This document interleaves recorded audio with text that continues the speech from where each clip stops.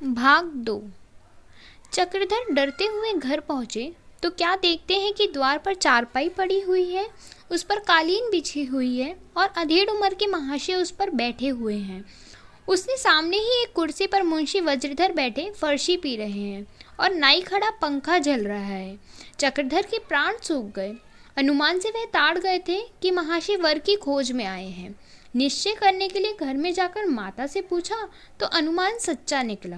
बोले, दादी जी ने इनसे क्या कहा है? निर्मला ने मुस्कुराकर कहा, नानी क्यों मरी जाती है? क्या जन्म भर कुंवारे ही रहोगे? जाओ बाहर बैठो, तुम्हारी तो बड़ी देर से जोहाई हो रही है। चक्रधर, यह है कौन? निर्मला, आगरे की कोई वकील नहीं है, मुंशी यशोदानंदन। चक्रधर, मैं तो घूमने जाता हूँ, जब ये यमदूत चला जाएगा तो आ जाऊंगा। निर्मला, वाह रे शर्मीले, तेरा सा लड़का तो देखा ही नहीं। आ जरा सर में तेल डाल दूं, बाल न जाने कैसे बिखरे हुए हैं। साफ कपड़े पहनकर जरा देर के लिए बाहर जाकर बैठो। इतने में मुंशी जी ने पुकारा, नन्हे क्या कर रहे हो? जरा यहाँ तो आओ। चक्रधर के रहे सहे होश भी उड़ गए। बोले, जाता हूँ, लेकिन कह देता हूँ मैं जुआ गले में ना डालूंगा। जीवन में मनुष्य का यही काम नहीं कि विवाह कर ले, बच्चों का बाप बन जाए और कोल्हू के बैल की तरह आंखों पर पट्टी बांधकर गृहस्थी में जुट जाए। चक्रधर बाहर आए तो मुंशी यशोदानंदन ने खड़े होकर उन्हें छाती से लगा लिया और कुर्सी पर बैठाते हुए बोले, अब की सरस्वती, मैं आपका लेख देखकर चित्त बहुत प्रसन्न हुआ। इस वैमन्य को मिटाने के लिए आपने जो उपाय बताए हैं वे बहुत ही विचारपूर्ण हैं। इस स्नेह मृदुल आलिंगन और सहृदयतापूर्ण आलोचना के चक्रधर को मोहित कर लिया। वे कुछ जवाब देना ही चाहते थे कि मुंशी वज्रधर बोल उठे, आज बहुत देर लगा दी, राजा साहब से कुछ बातचीत होने लगी क्या? यह कहकर मुंशी जी ने घर से चले गए तो यशोदानंदन बोले, अब आपका क्या काम करने का इरादा है? चक्रधर, अभी तो निश्चय किया है कि कुछ दिनों आज़ाद रहकर सेवा कार्य करूं।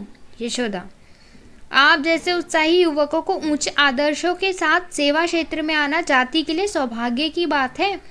आपके इन्हीं गुणों ने मुझे आपकी ओर खींचा है। चक्रधर ने आंखें नीचे करके कहा, लेकिन मेरा विचार है कि मैं गृहस्थी के बंधन में नहीं पड़ना चाहता। गृहस्थी में फंसकर कोई तनमन से सेवा कार्य नहीं कर सकता। यशोदा, मैं समझता हूँ कि यदि स्त्री और पुरुष के विचार और आदर्श एक से हों तो स्त्री पुरुष के कामों में बाधक होने के बदले सहायक हो सकती है। मेरी पुत्री का स्वभाव, विचार, सिद्धांत सभी आपसे मिलते हैं और मुझे पूरा विश्वास है कि आप दोनों एक साथ रहकर सुखी होंगे। सेवा कार्य में वह हमेशा आपके साथ एक कदम आगे रहेगी। अंग्रेजी, हिंदी, उर्दू, संस्कृत पढ़ी हुई है, घरों के काम में कुशल है। रही शक्ल सूरत की बात, वह भी आपको इस तस्वीर से मालूम हो जाएगी।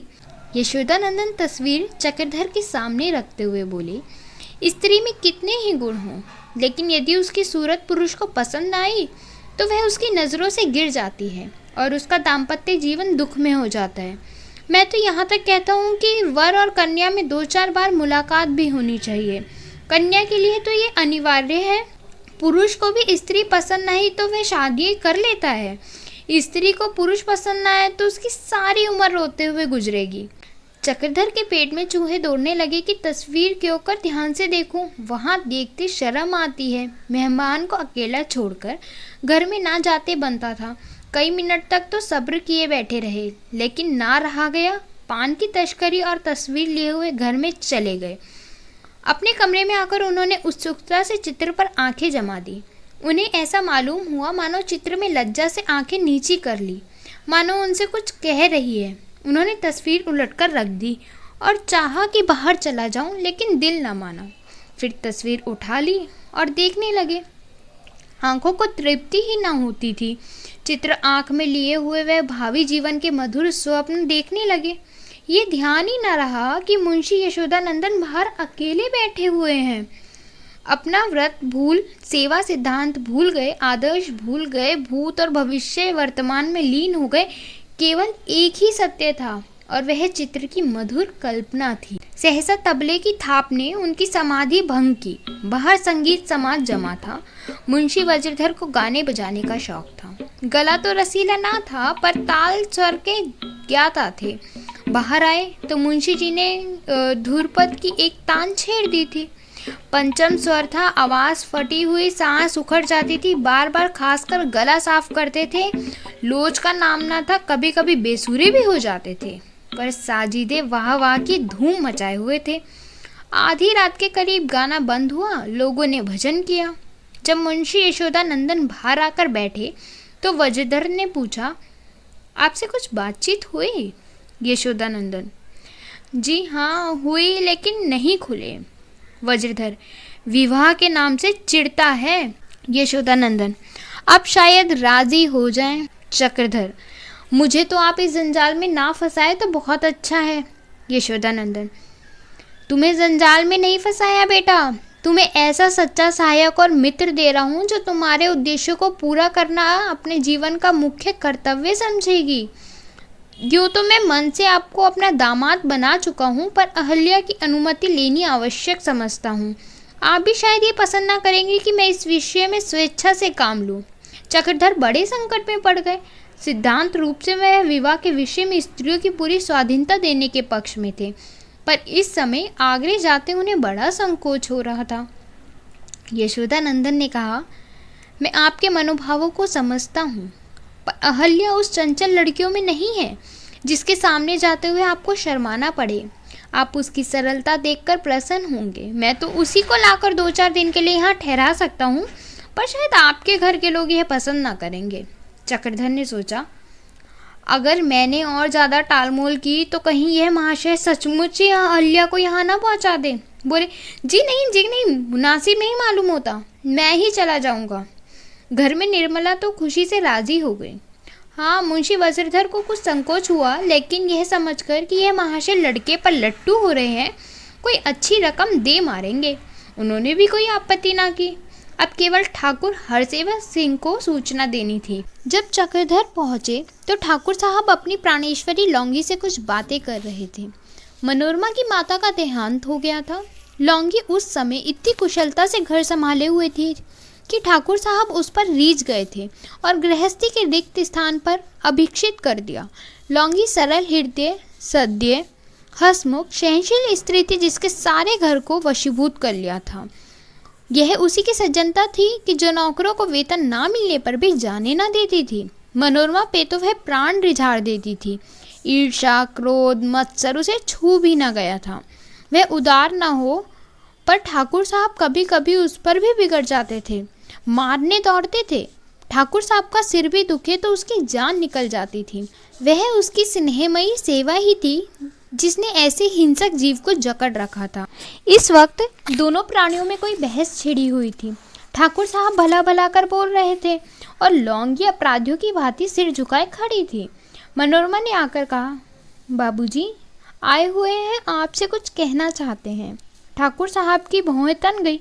बोले, कहना क्या चाहते होंगे? रुपया मांगने आए होंगे। अच्छा, जाकर कह दो आते हैं, बैठिए। लौंगी, इनके रुपए दे क्यों नहीं देते? बेचारे गरीब आदमी हैं। लो, दे आओ, सुन लेना, शायद कुछ कहना भी चाहते हो। ठाकुर सामने संभाल कर रुपये उठा लिए और बाहर चले गए, लेकिन रास्ते में क्रोध शांत हो गया। चक्रधर के पास पहुँचे तो विनय से देखते बने हुए थे। चक्रधर, आपको कष्ट देने आया हूँ। ठाकुर, नहीं, मुझे कोई कष्ट नहीं हुआ, ये लीजिए आपके रुपए। चक्रधर, मैं इस वक्त एक दूसरे ही काम से आया हूँ। मुझे एक काम से आगरा जाना है, शायद 2-3 दिन लग जाएंगे, इसके लिए क्षमा चाहता हूँ। ठाकुर, हाँ, शौक से जाइए, मुझसे पूछने की जरूरत ना थी। ठाकुर साहब अंदर चले गए तो मनोरमा ने पूछा, आप आगरे क्या करने जा रहे हैं? चक्रधर, एक जरूरत से जाता हूँ। मनोरमा, कोई बीमार है क्या? चक्रधर, नहीं, बीमार कोई नहीं है। फिर क्या काम है, बताते क्यों नहीं? जब तक ना बतलाइएगा मैं जान ना दूंगी। चक्रधर, मैं बाद में आकर बतला दूंगा तुमको। मनोरमा, जी नहीं, मैं ये नहीं मानती, अभी बतलाइए। आप अगर मुझसे बिना बताए चले जाएंगे तो मैं कुछ ना पढ़ूंगी। चक्रधर, ये तो बड़ी टेढ़ी शर्त है, बतलाता हूँ। अच्छा, हंसना मत, तुम जरा भी मुस्कुराई और मैं चला। मनोरमा, मैं दोनों हाथ से मुंह बंद किए लेती हूँ। चक्रधर झेपते हुए बोले, मेरे विवाह की कुछ बातचीत है, मेरी तो इच्छा नहीं है, पर एक महाशय जबरदस्ती खींचे लिए जाते हैं। ये कहकर चक्रधर उठ खड़े हुए। मनोरमा भी उनके साथ साथ आई। जब वे बरामदे से नीचे उतरे तो प्रणाम किया और तुरंत अपने कमरे में लौट आई। उसकी आंखें डबडबाती हुई बार बार रुलाई आती थी, मानो चक्रधर किसी दूर देश जा रहे हों।